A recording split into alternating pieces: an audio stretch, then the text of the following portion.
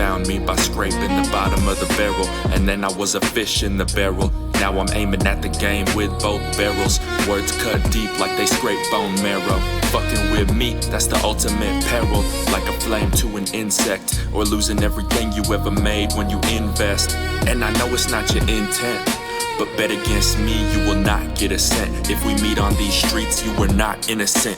Been there, done that, y'all just pretend while you hide behind a wall of your friends. Maybe if we ever met face to face, you would change the ways that you've been talking out of pocket. You're a little bit too low of a level to be acting that obnoxious. It's got me thinking I should act cautious. So I gave you an ocular pat down, and I realized you had a set of knives that were designed to stab me in the back now. And now that I know what I'm dealing with, best believe I'm never gonna back down. On the attack now, got the rap traps out, and when I hear it snap loud, I'm gonna come and watch until you pass out.